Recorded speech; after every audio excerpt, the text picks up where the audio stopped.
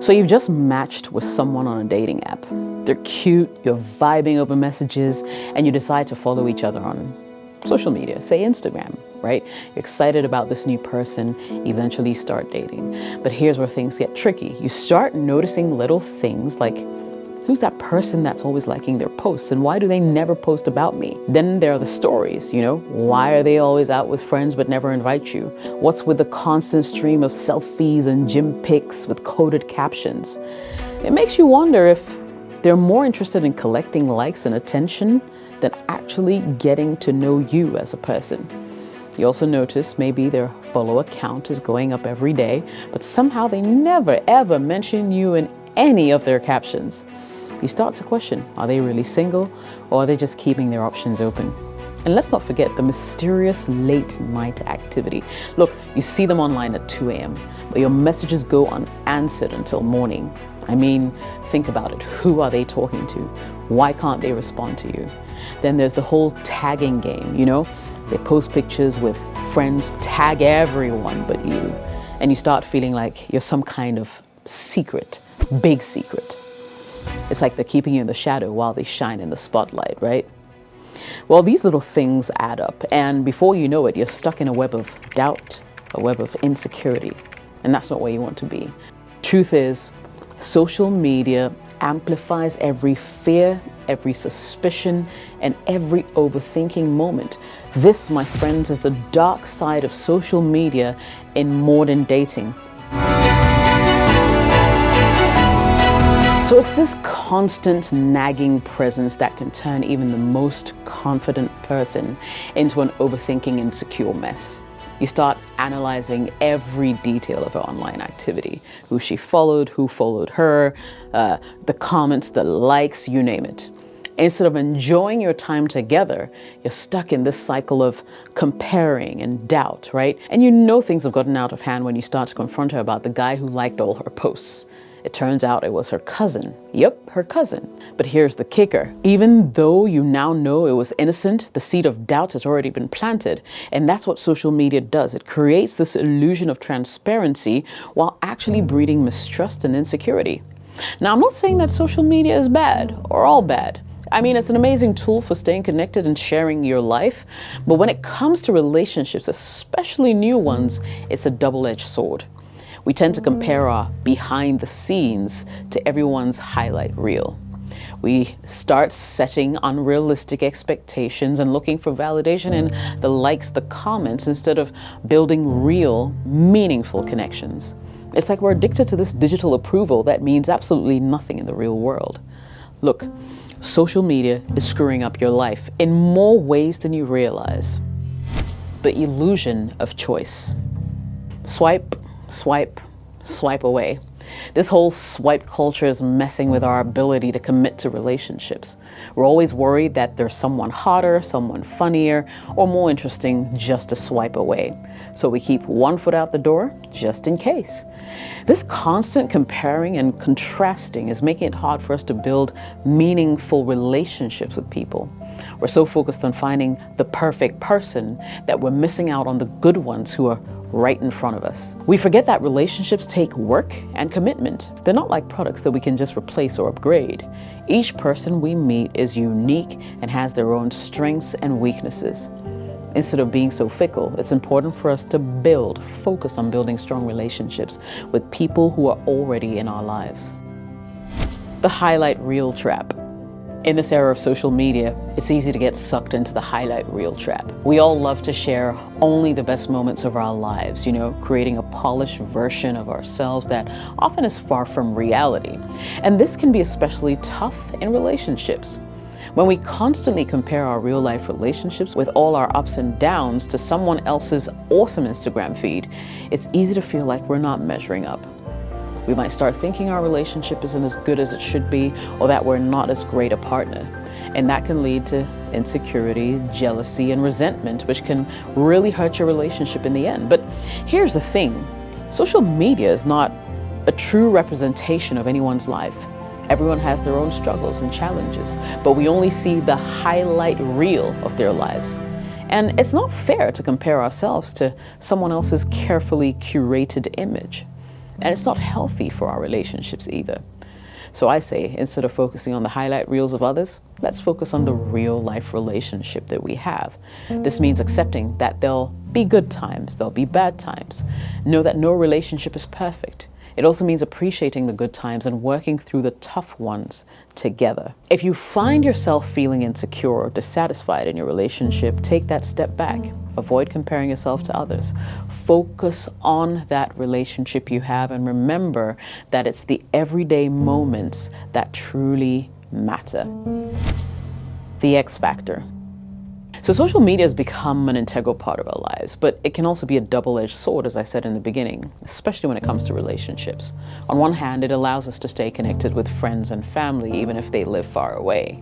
But on the other hand, it can also make or keep us connected to our exes, which can make it difficult for us to move on. I mean, ever had a great date only to have your mood ruined by a notification of an old photo with your ex? It's a gut-wrenching reminder that the past is never truly gone. A reminder of the time when things were different, and you can't help but wonder if you made the right choice. The constant presence of your ex's social media will be an obstacle.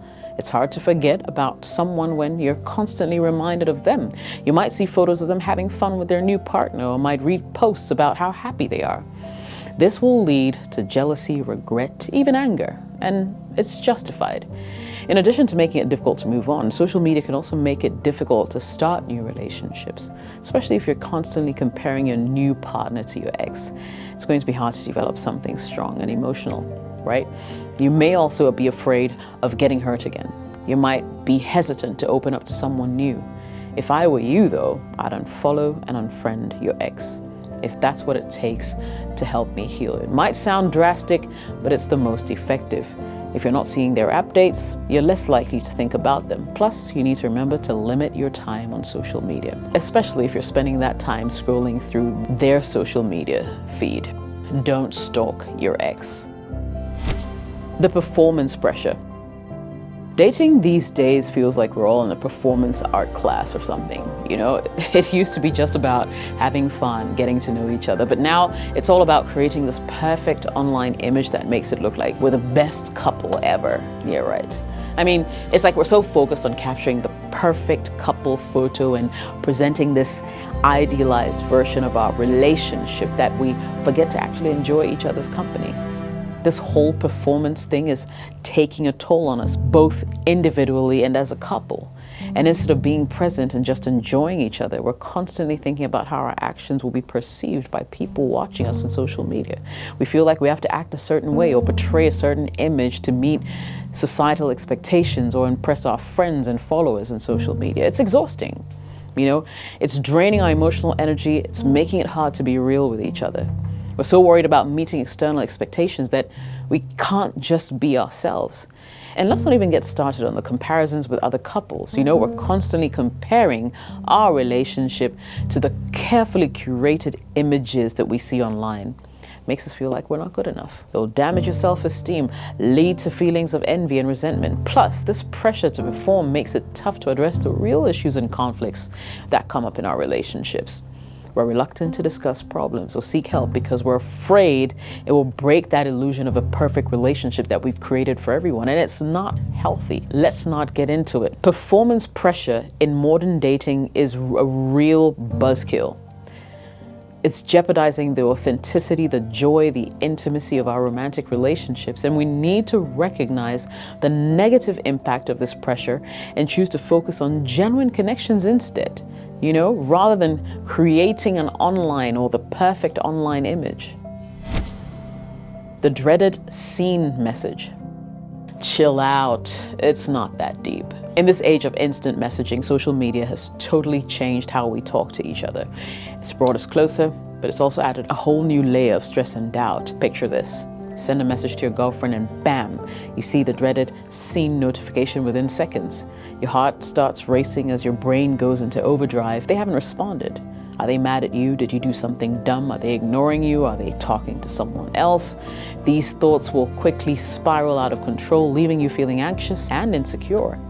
It's like a psychological torture device that keeps you on edge, constantly wondering why the other person on the other end isn't texting back.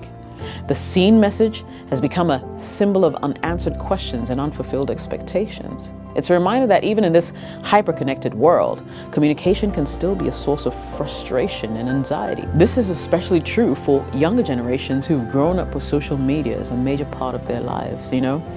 For them, that seen message has become a way to measure their social worth and validation. But here's the thing. It's important to know that the seen message doesn't always mean that the other person doesn't care or isn't interested. They just perhaps haven't gotten around to responding to you, you know? I'm sure there are a bunch of reasons. Maybe they're busy, right? Or maybe they just genuinely forgot to text back.